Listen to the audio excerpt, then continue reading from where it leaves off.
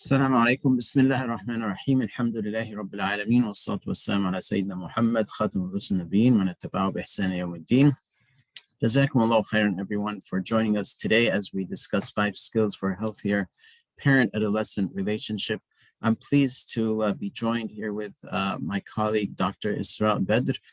She's a researcher at Islamic Leadership Institute of America and brings quite a bit of wealth and background in the area of positive youth development. She has a medical degree from Alexandria University in Egypt and a number of certificates from Turkey and Harvard University, and she's currently involved on mental health issues that relate with adolescence. So inshallah, today we're going to talk about 5 important skills that we feel if parents can skillfully master, inshallah, they will have positive relationships with their youth. Throughout the program, if you have questions, you can go ahead and put them in the chat. One of our youth, inshallah, will moderate the chat, and we'll have a number of activities, inshallah, that we will do together. So this webinar will be very interactive, so you might also want to take notes. And then towards the end of the webinar, we'll share with you some links for additional information, inshallah.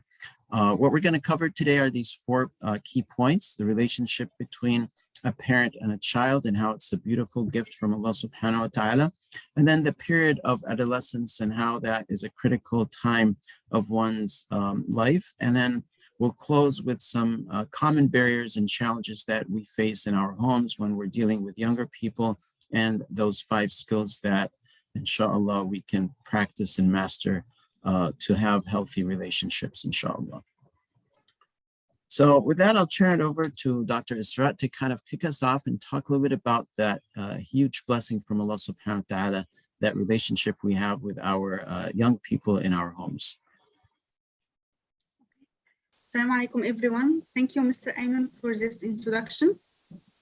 Before we start our discussion today, I would like to mention one situation in the Prophet Sirah, when a Bedouin came to him saying, "You people are kissing your boys, we don't kill them." Then the Prophet replied, "I cannot put mercy in your heart after Allah has taken it away from it."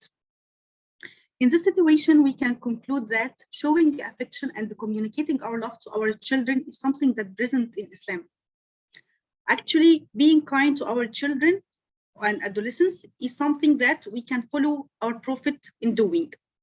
And doing the opposite by being not showing our affection or communicating our love is something that's not acceptable at all at Islam. Next slide, please.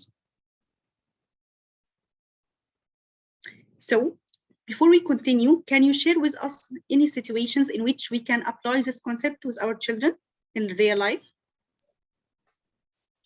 So you can go ahead and drop some ideas in the chat box. How can we show affection to our children in our everyday life? SubhanAllah, I mean, this is a very powerful hadith where this man, clearly did not show emotions to his children. The Prophet ﷺ kind of said, I can't really do anything if Allah subhanahu wa ta'ala took away that compassion from someone's heart. So our deen definitely encourages us to show affections to our family members. In this particular hadith here, it's talking about the children. And there are other, of course, hadith that talk about spouses. And I know dealing with a lot of young people in the community, sometimes I've heard some young brothers, high school age, saying, we're not going to marry a Muslim sister. And when I ask them why, they say because, we at home, I don't see my father showing affection to my mother. I don't want to have a marriage that looks like them. I want a girl or wife who's more, outgoing and so forth.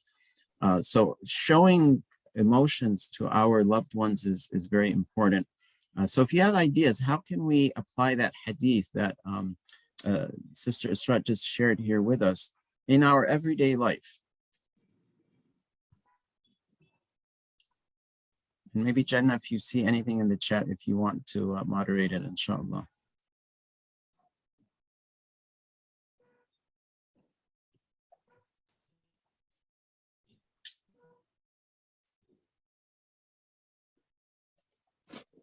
It looks like we're getting a few things in the chat.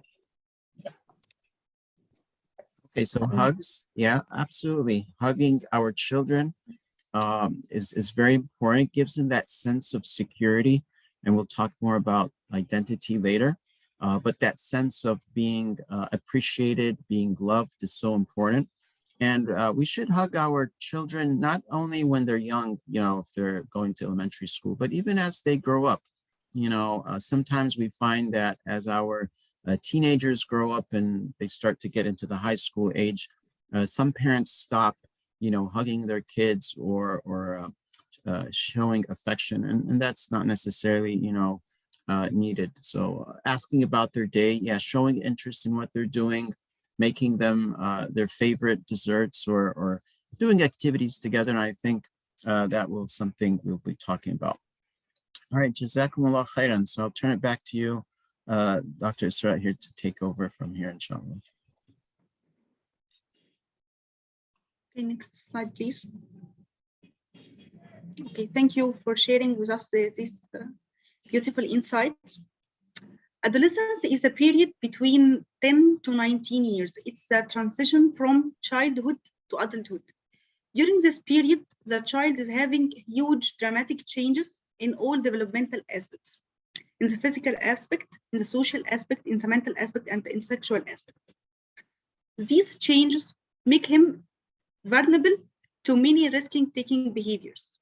So having a fulfilling and secure relationship with his parents is mandatory to be able to navigate this period safely. And we will discuss this in more details in the next slide, inshallah. So next slide, please. So can you share with us any changes you have witnessed in your children in their adolescence period?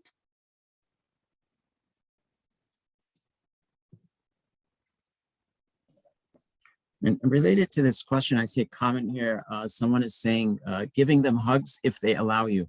And that's a change, is that they will start to disallow us as parents to do certain things that we might have been doing for them when they're younger. A very young child would ask their parent to maybe tie their shoe. And then as they grow up, they don't ask for that anymore. And if the parent even offers it, they might get offended. So that's a change. And sometimes what we'll see is parents don't recognize that change is a normal part of the adolescent development, especially when it comes to independence or having their ideas and thoughts and so forth. I see some input here in the chat. Someone is saying they get more angry. Okay, so maybe we can talk about that a little bit. They're more sensitive, they're moody. Absolutely. So their mood changes. Did you want to address that piece, Dr. Isra, the moody part, and then maybe we can touch on the other areas as well, inshallah. Yes. Actually, the child in this age is having many mental changes. He starts to get angry easily, and he starts to be moody. And parents has to respect that, because he's witnessing many changes that totally different from his childhood period. So parents need to be more patient while dealing with him, and to keep in mind that they are the older one and they are the grown-up, and their children still figuring out their life. So they need to deal with them in a wise, smart way, and not to deal with them in reactive way. Yeah, that's really important, because also one of the changes we see with adolescents is they grow very fast. So all of a sudden you'll find your son or daughter almost your height, maybe as big as you are, or a little skinnier, but they're tall, their voices are getting thicker and so forth. And they appear as if they're, young adults, but they're really still children. As you mentioned, figuring out their life and what is what and why are things this way and not different way, and how can I reconcile what I'm hearing at school or home with what I see in society and what I see or hear in the masjid and so forth. So a lot of questions in their mind, and sometimes that makes them confused, makes them feel a little not totally confident in what's going on around them, or their actions or reactions to things. Sometimes they're doubting themselves and so forth. And as adults, we are more mature. We got to kind of take a step back and give them some space but also with moderation. I mean, you want to give them space to think and take some time to digest what's happening around them, but not too much time where they might drift into a different, zone or becomes even a little unhealthy. And this is where the engagement with that teenager, that relationship building is very important, where you give them some space to think for themselves, but you're kind of being that trusted advisor to help them navigate through life. All right, and then one person here mentioned that they're getting angry. Can you tell us a little bit from the, physiological standpoint, how are human beings changing at that point in time, and why do we get angry when we're 13, 14, 15? Yes, the child in this period is having something called growth spurt, which means that he has many changes in his physiological aspect. So he starts to get angry easily than he was a child, and when he is adult, he starts to learn how to manage his emotions in a well manner. But in his adolescence, he not able to do that in a good way. So he starts to get angry easily and not able to manage his emotions. Jazakallah khair. And one of the best ways to deal with anger is to absorb it and not respond with anger. So to recognize, to acknowledge what has happened from the young person. Oh, I'm very disappointed in the way you're talking to me, or I did not expect you would burst into me like that for no reason. Maybe when you feel a little more calmer, you can come and we can talk again or continue this conversation. So that's a better way rather than being confrontational, because then that anger can escalate. And that's what sometimes happens in some households. And then we start to see, a fraction, a divergence between the parent and the child. All right. Yes, Any and other? Go ahead. I'm yes, sorry. Yes. No, it's okay. The point you're reflecting to is something we call emotional intelligence. To be emotionally intelligent with your child is to be able to recognize that he is not meant to do anything disrespectful to you. Actually, he is having angry burst, or he is not able to manage his emotions, but this doesn't mean that he is not respecting you or trying to make mistakes or something. So being able to absorb his anger and being able to deal with that in a wise way is one skill that we will discuss in the next slide, which is emotional intelligence. So that's a good I point. like how you mentioned absorb that anger. It's so important that as parents, we absorb that anger and not take it personally. A lot of calls we get on the crisis line are from actually parents who are complaining that their children, their teenagers slammed the door in their face, or they left the house and it's late at night and they're going to sleep, outside somewhere, they don't know where, because some issue escalated and this anger got out of control and so forth.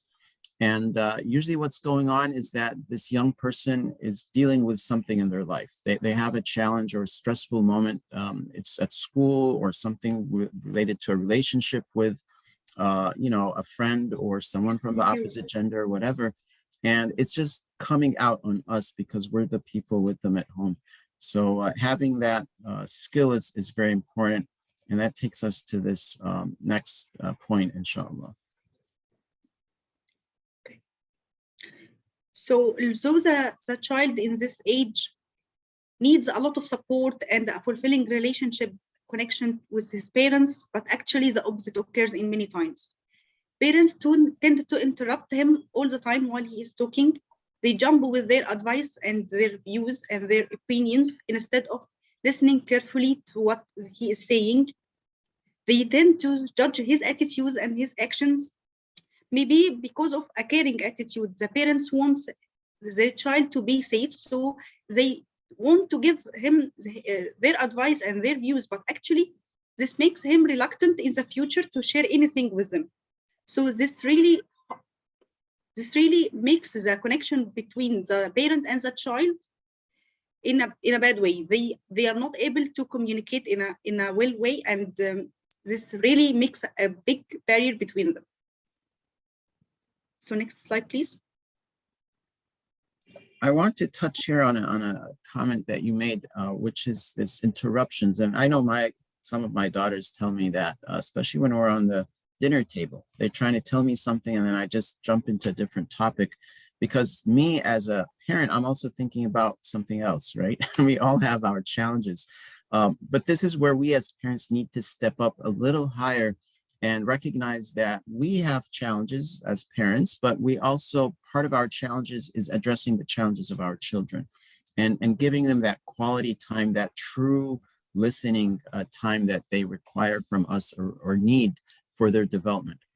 So it's really important, and a lot of youth bring this to our attention, is that my parents don't listen to me. My parents don't appreciate me. They don't take me seriously, and so forth. And part of it is the parent being a little bit anxious because they're worried about the child or the son or the daughter a little bit more than what's healthy. And it shows in interruptions, or do this or do that, or a series of instructions that are very fast and rapid and one after the other. So having a more comfortable, dialogue is really important for that relationship. All right, so share with us some of the main barriers in the relationship that you might have, things that you in your household have seen, or people that that you've seen, something you'd like us to address today.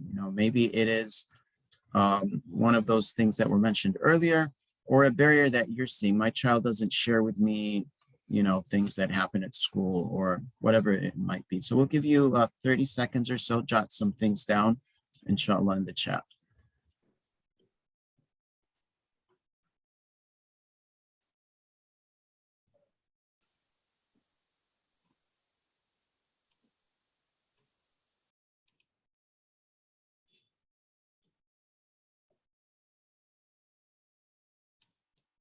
As people are thinking about this, I want to also touch a little bit on number 2, jumping in with advice.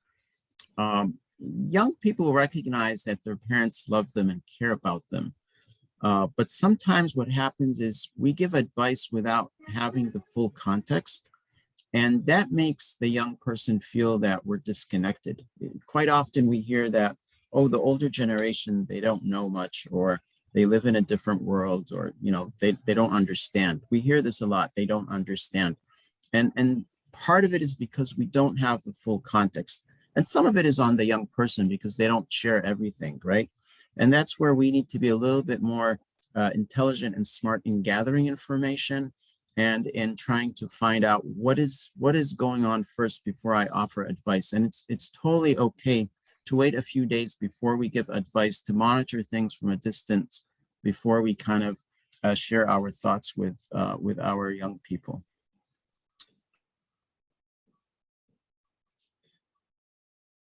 One person in the chat said poor communication. Did you want to touch on that, Sister Isra, and then I can share a couple of points on that? Yes. Poor communication is one of the barriers, because communication is the most important aspect in any connection between any two humans. But if I speak and the other one is not listening to me, so there is no communication in the first place. I don't feel understood, and I don't feel that my emotions and my problems are validated by my parents. So why should I try to share anything with them in the future? So listen carefully and not to give any advice before you understand the full context is the most important and the first step to have a better communication with our children. Yeah, that's a great point. And the point about being misunderstood leads people to feel disrespected. And I see another question in the chat, and this is kind of related to it a little bit. How can you get your spouse to agree with you on something related to your teenager or adolescent? Is to show empathy and respect to your spouse as well. So try to understand, why does your spouse have a different point of view or opinion, and show interest in their opinion. That shows respect, and that makes them satisfied. And then you'll be more, both of you, able to communicate more effectively, and then reach some point that is agreeable by both of you. What happens when we communicate with each other and we're not listening to each other, we feel a little disrespected. And that creates a sense of a little bit of anger and could escalate the situation. So also with young people, when they're not sharing lots of information, what we have to be is a little bit more patient and kind of, when we're dealing with each other as adults, we expect a certain response within a certain time frame. But then we need to calibrate differently when we're dealing with young people, is that, oh, this response will take a little bit longer. So if I'm talking to my spouse, I expect maybe a response in the next 5 minutes while we're sitting on the dinner table. But for my child, I might ask the question and get an answer 3 days later, 2 dinners later. So just keep that in mind. That could help with some of those communication barriers as well, inshallah. All right, anything else, any other barriers that you feel are common or you would like to touch on? All right, let's move on to the next slide. So now it's time to share the 5 main skills we believe we have to master to have a better relationship with our children. The first one is patience, then communication, engagement, emotional intelligence, and finally, coaching and mentoring. So next slide, please. Starting with patience, before we start, we need you to mention one situation when you succeeded to be patient with your teenager.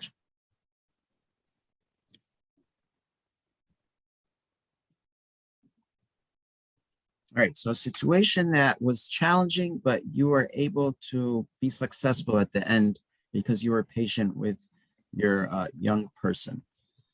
And while we're thinking about that, there's a question here or a couple of points.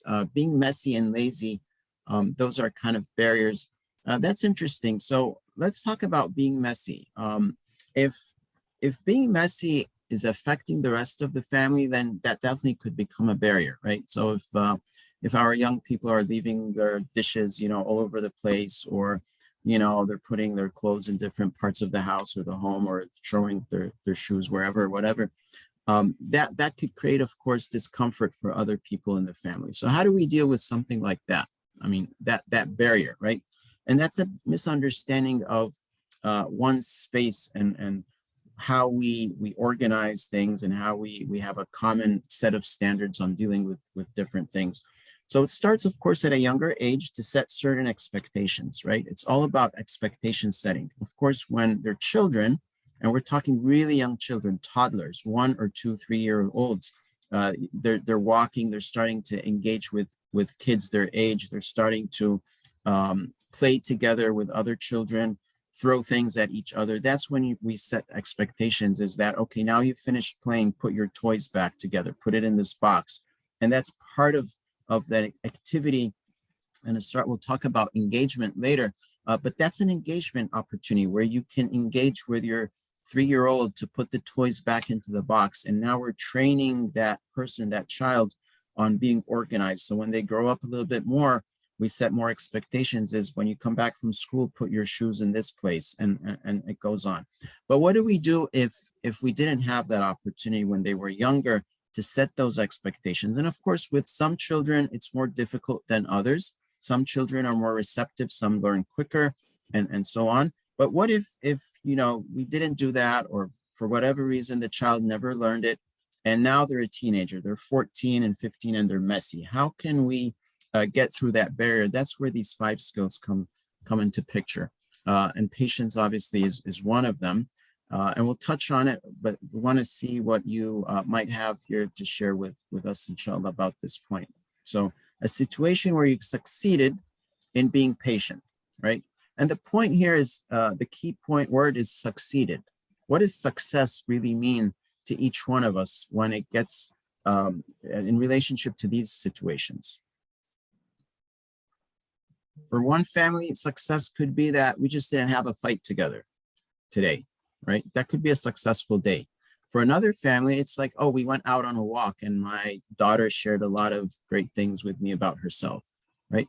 For a third family, it could be my daughter actually brought her homework or her college application and asked me some questions about. So it could be very different. right? There's no right and wrong answer here. We all would define that criteria for success a little bit differently. But the point is, we've used patience to have a successful outcome. So if you had an outcome that is successful you'd like to share, you can put it in the chat. Otherwise, I'll mention real quick here, related again to the messy situation, right? And this is where the principle that we have in Islam comes into the picture, which is the least of two harms, right? So if I start to object about the stuff that's all over the place, and that could yield a larger harm, for example, a fight, or talking back to me in a very impolite way, or, you know, doing other more insulting things, then maybe patience is a better thing. And we try to find other ways to get the place organized. So that's where patience can come in, is sometimes to just be, you know, waiting for a better opportunity, or to seek the less of two harms. In other situations, it could be in a very simple scenario where we're communicating with our teenager, we're asking them, how was school? And they say, good. We don't have to be very persistent. We say, what does that mean? Tell me more. What is good? Every day you tell me good. Why are you not talking to me? And then, you know, we end up in actually a divergence rather than communicating. So here I could be patient and I'll say, okay, this is good for today. Tomorrow, I'm going to ask the question differently, so I don't get the good answer, I get a different answer. All right, I think we can move on, Sister Isra, so I'll turn it back to you. Okay. Being patient means that you are able to deal with the daily conflicts with your adolescent in a wise and smart manner. It means that you are not reactive to them and you don't deal with confrontation. He is angry and you are angry, and there is no communication at all. Being patient is extremely difficult in this age period. So we need to learn some skills to be able to be patient while dealing with our adolescents. First, we need to take care of our own needs, because if we are stressful, we cannot be calm while dealing with our teenager. We need to react in a smart, wise way, not an impulsive, reactive way. And we need to know that communicating and dealing well with our adolescents will take time, but eventually it will pay off. So don't rush and don't expect very instant results, because parenting takes time. And a great story to remember related to patience, of course, is the story of Yaqub alayhi salam and Yusuf alayhi salam, and how Allah subhanahu wa ta'ala, towards the end of Surah Yusuf, he says, إِنَّهُ مَنْ يَتَّقِي وَيَصْبِرْ فَإِنَّ اللَّهَ لَا يُضِيعُ أَجْرَ الْمُحْسِنِينَ. Whoever has taqwa, you know, cognizant of Allah's rules and boundaries, and patience, Allah will not let their work go wasted. So patience is an ingredient for us to perfect our parenting. We cannot be good parents without patience. And of course, you know, brings us closer to Allah subhanahu wa ta'ala. Inna Allah yuhib as-sabirin. So patience is a very important quality, and we see and look at all the different prophets Allah subhanahu wa ta'ala and messengers has sent. They all got coached in patience at some stage in their early prophethood. You know, all of them, they were put through very difficult situations so that they can become patient to deal with the rejection that they will get from their people and from society and so forth. So as such, as parents, we need to expect we will get some rejection from our kids. Maybe we bring them, you know, a dress and we say, hey, look what I bought you. And they don't like it. They don't want to wear it because they just don't like it. Or they want to make, you know, especially some of the brothers, their hair in a certain way or style or whatever. You know, we need to kind of deal with these situations with patience, but of course, patience alone is not enough. So there's some other skills that are required to balance that, because if too much patience can make us very passive, and then things also don't go in the right direction. All right, so I'll turn it back to Sister Isra with this little activity here. The second step is communication. Before we discuss about how to get a better communication with your teenager, we need you to share with us how parents can communicate their love and express it to their teenagers. You can write down in the chat box. Okay, so this is similar to, I think, the question we had earlier about the hugs and sharing love. But there could be also other ways. When we love someone, we want to see them. We want to spend time with them, right? So that's another way of showing our youth that we actually care about them and love them. Youth are they learn a lot through experience more than words, and what they see is kind of sticks with them. So we can tell them all day long we love them, but if they don't see us spending time with them, engaged in their activities, they might not take it as seriously. There's some information here in the chat encouraging them, doing things with them. Absolutely, hear them out. Listening is important. Absolutely, especially when they're young. Yeah, you can listen to them, read a story, ask them about the story. What did they think about it?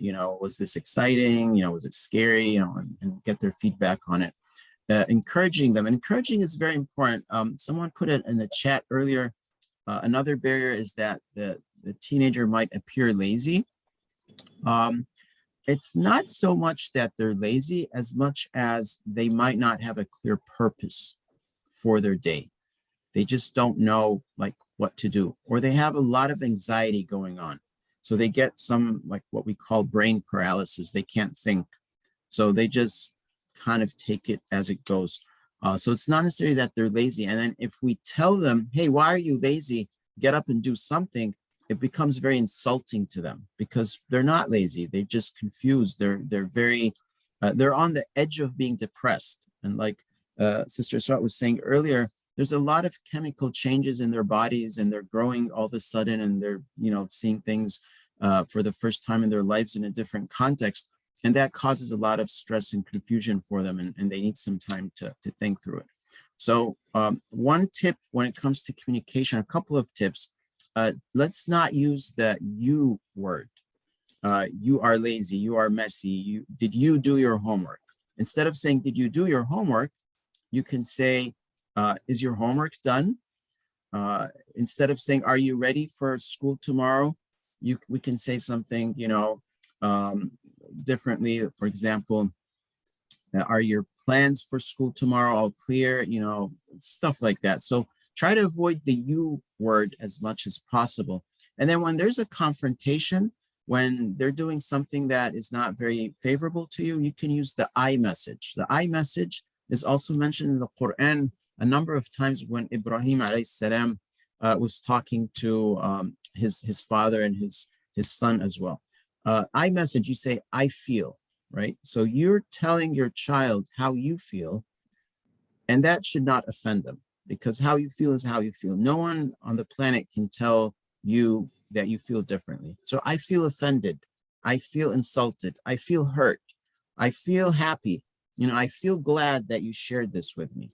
That's a very powerful way to diffuse tension. So if your young person kind of gets a little angry, a little, uncooperative, they don't want to talk to you, you can say, I feel like I'm not trusted. You don't trust me as a parent to talk to me more, or this or that.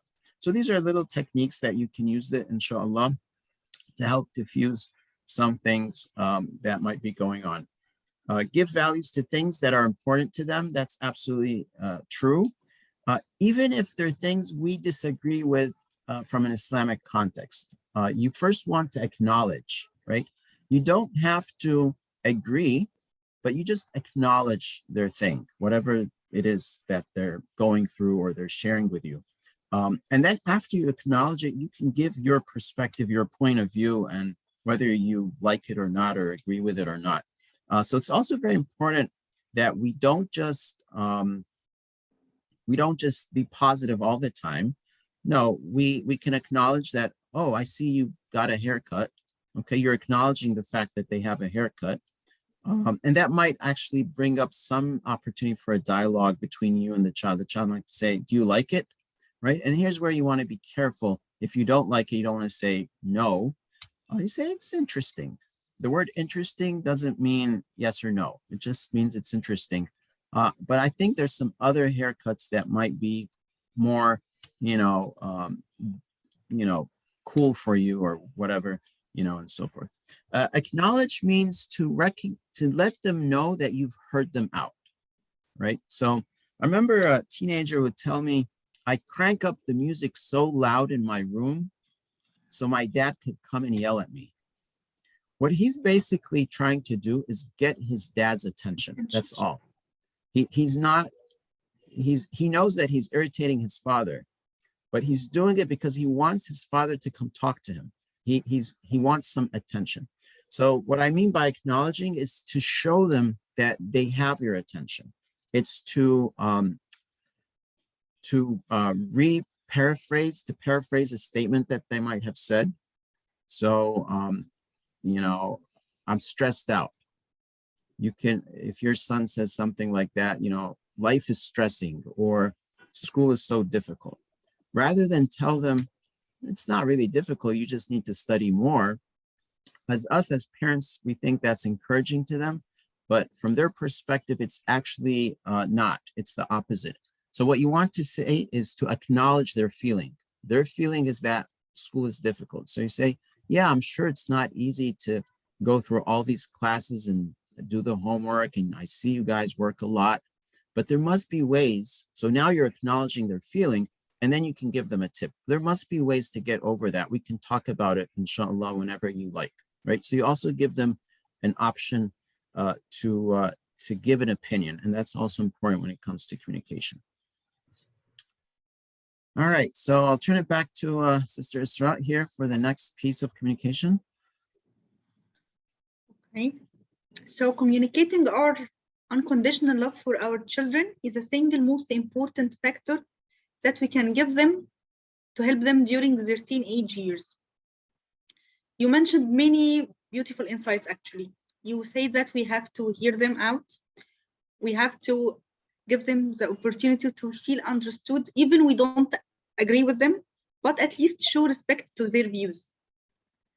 Let them feel that you respect them, and even if you don't agree with them, they have the opportunity to share what they are thinking about. Praise them when they are doing good acts, because this gives them that they are seen. The parents are giving attention to them. And give them the opportunity to try new things, even if you don't like it or you think that it's not important. It's not important for you, but it's important to him.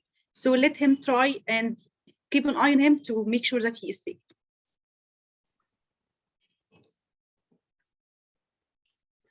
Okay, all right, inshallah. And to talk about unconditional love, this is important, especially when we have situations that are a little difficult.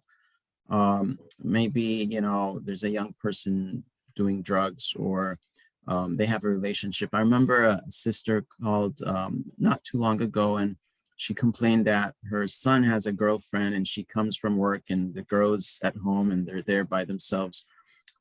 So she told her son he has to leave the home. And she's right in that, because the son doesn't want to change his behavior, and obviously it's not acceptable. But she still has to show that she has unconditional love. You're going to have to leave the home because you're selecting a lifestyle that we disapprove of. We're not going to allow that here. So if you want to live like that and you're 20 now, you can go live by yourself, but I'm still your mom and I still love you. And if you ever need anything, you know where to find me. So it's very important that we show this unconditional love. And then even when things are good, we should always show our kids that we love them. And of course, we know the story of Mu'adh ibn Jabal with the Prophet ﷺ.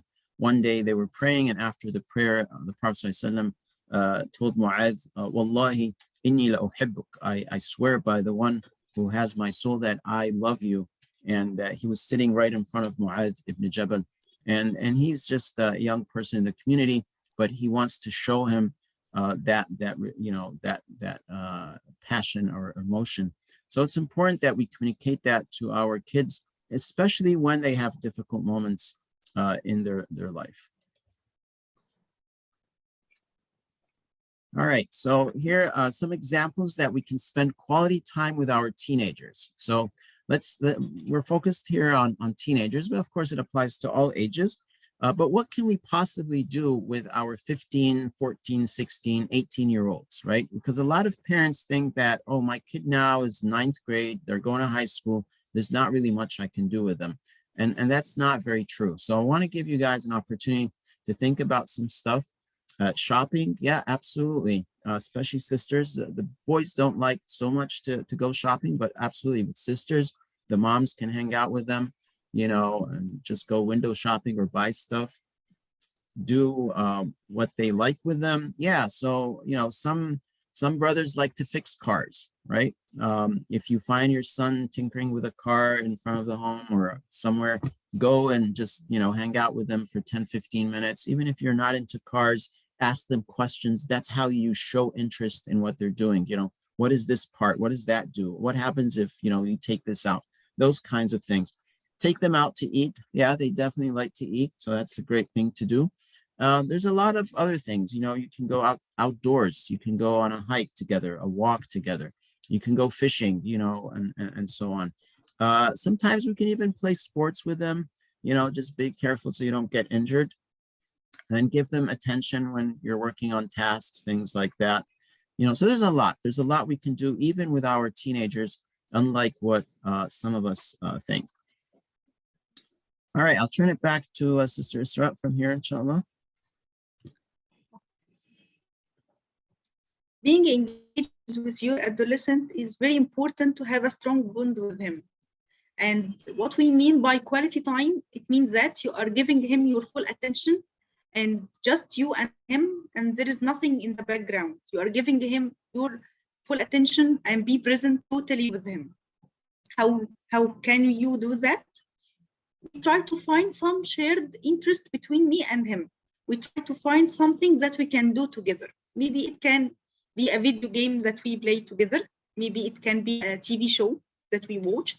Maybe it's a hobby that we can practice together. All of these hobbies or these practices can create moments of happiness and joy, can create a beautiful memory for the future. And all of this, of course, help our relationship to be better connected and to have a strong bond with them. Okay, we can move to the next slide. Okay. The next skill is emotional intelligence. We have mentioned it earlier. To be emotional intelligent means that you are able to understand your emotion and to manage it, to have better relationship and to deal with stressors.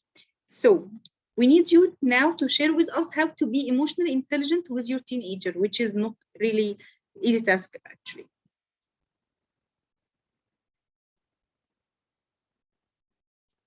You can write down in the chat box. So how can we be emotionally intelligent? Notice good behavior and point it out. Okay. Also, you can kind of forecast what the response would be if you point it out, right? So part of emotional intelligence is to forecast what could things end up look like. With some people, some teenagers, if you actually in public, especially in public, emphasize a positive point, they might get very shy and they might kind of rebel, might have a counter effect. So you want to, everyone knows their kid the best, right? Some kids, they're going to actually like it and they feel a little bit more, confident. And some kids, they might feel, no, dad or mom is kind of embarrassing me in front of people or my friends. So that's where emotional intelligence comes in. And all our children are not the same. The siblings are not necessarily the same. What worked for child 1 might not work for child 2, or what worked for 3 might not work at all for 4, and so forth. So it takes a lot of practice and very careful communication. You say something and you notice that your child is not so excited about it. So that gives you a little bit of intelligence that in the future, maybe I'm not gonna, deal with this situation this way, and so forth. A sister earlier, someone said, if your kids allow you to hug you. One of my daughters, she's very not comfortable with people hugging her in general, whether it's her mom, her siblings, me. So how do we get around that, right? We're emotionally intelligent that, okay, in some situations, we're not going to hug her. But in Eid day, I'm going to hug her. I don't care how she feels because it's Eid day. And she knows that and she expects it because she also is growing up and she's becoming emotionally intelligent as well. So it's setting expectations and knowing, how to deal with certain types of issues. There's another comment here. Instead of lashing out on them and understand where they're coming from. Absolutely. Notice if they're happy or sad. Yep. Try to see their perspective. And what I would add here, always remember, is to forecast the outcome of a message that you would share. So you have a message or an action you're going to take in your household with your teenager. How is the outcome going to look like? What would the outcome look like? Your son comes to you and says, Dad, can I go to the movies tomorrow? It's Friday after school with my friends. You can say yes, you can say no, you can say, let me think about it. What would his reaction be for each of those three answers? That's emotional intelligence, right? Your daughter comes and says, Mom, I'm going to go cook dinner tomorrow. And tomorrow you're inviting some guests over. What would your response to her look like? And how would she react to your response? That's where you want to practice this emotional intelligence, because that makes us a little bit, on the front end of the conversation.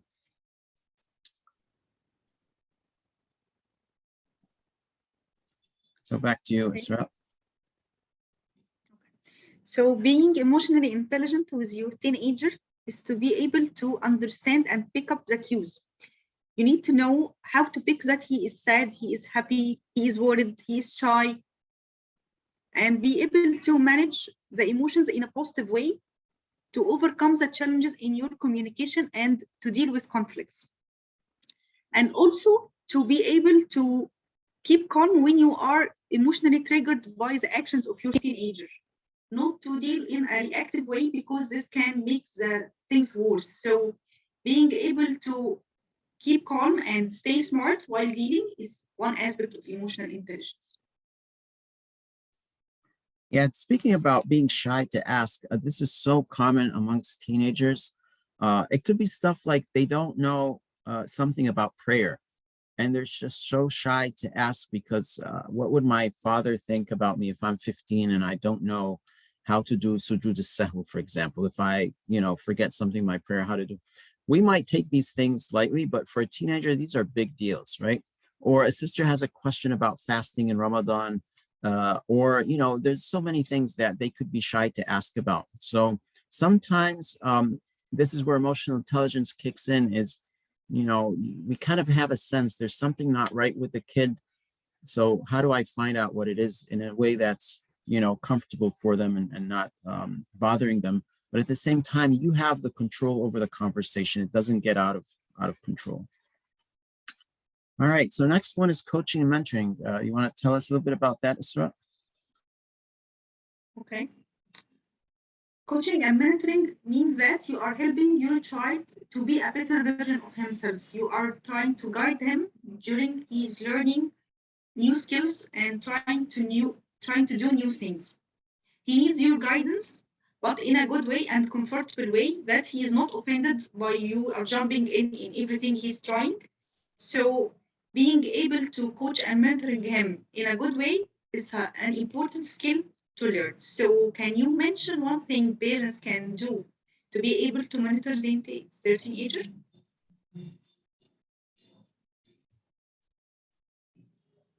Please try to share any insights you think is important in the chat box. And the difference between coaching and mentoring is subtle, but there's a little difference. So coaching is when we're teaching someone how to do something, but we haven't experienced it ourselves. So you're a father, for example, you're an accountant, but you're coaching your teenager on how to think about fixing their car, right? So you're helping them to think through a process, but you're not a mechanic. You're not an expert in fixing cars, but you tell them, hey, did you check this? Did you check that? It's not an electrical problem. What about that? So you're helping them through a process. Whereas a mentor is someone who went through the same experience. So you're an accountant and a father, and you tell your son, hey, let me show you how to balance your income sheet or how to come up with a budget for your expenses and things like that. So that's the kind of the difference between the two. And of course, as parents, we can't be everything to our children. We can't teach them every single thing in the world, but we can coach them on almost everything, right? We can help them learn how to learn. We can help them learn how to think, how to plan. And then, you know, we could be a mentor to them in certain things. So like many moms are mentors to their daughters in how to cook. They teach them how to cook. They're great mentors, but they might be coaches in other things. And then we can find mentors for other types of things that we as parents might not be very familiar with. So someone put in the chat here, be a role model to your child. Yep, absolutely. Children, you know, teenagers especially, they're very observant of what their parents do. You know, one thing a teenager once told me is that they don't like how their parents are disorganized at dinner time. Like they don't set the table in a certain way, right? It's you know, usually it's the parent saying that the kids are disorganized. No, this kid was saying my parents are disorganized. So being a role model, these little subtle things sometimes, you know, are important to some of our kids. And I remember another young person sharing that his parents don't spend quality time together. Like they're so busy doing their own thing at home, but they really don't spend quality time with each other. They don't go out together. They don't eat together, or, you know, if they eat together, they're on their phones or whatever. So these are kind of, you know, back to being the role model for your child. All right, any other thoughts on coaching and mentoring, or any questions on coaching and mentoring? There's a lot more we can talk, of course, about on each of these points. All right, so we'll move on. I'll turn it back to you, Isra.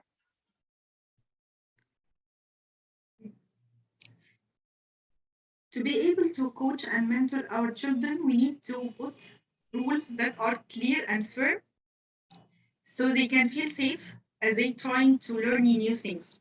And of course, to give them the opportunity to learn new things at the first place. Maybe you don't agree with your child while he's trying to learn a new hobby that you think it's not important, but actually it's important to him. So as long as it's not haram, so you can give him the time and the efforts and the support that he's trying to learn this new hobby. Also, you can help him during learning the important new skills like time management, stress management, decision making, all of these stuffs, and give him the motivation to be able to learn and try new things while he is feel safe and secure.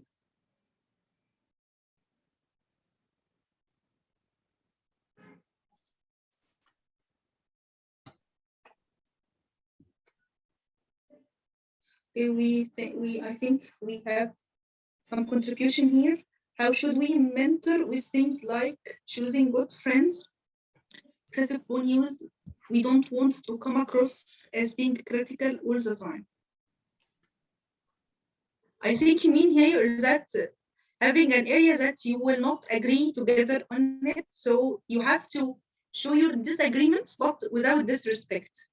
Maybe your child is playing all the time on his phone, and you think that he is doing harm to himself, so you can disapprove the behavior, but not disapprove your child. I mean, you can communicate with him that you think that this behavior can cause harms to him, but without being offended or telling him any negative talk, or to be like being reactive or saying hard things to him to make him stop the action.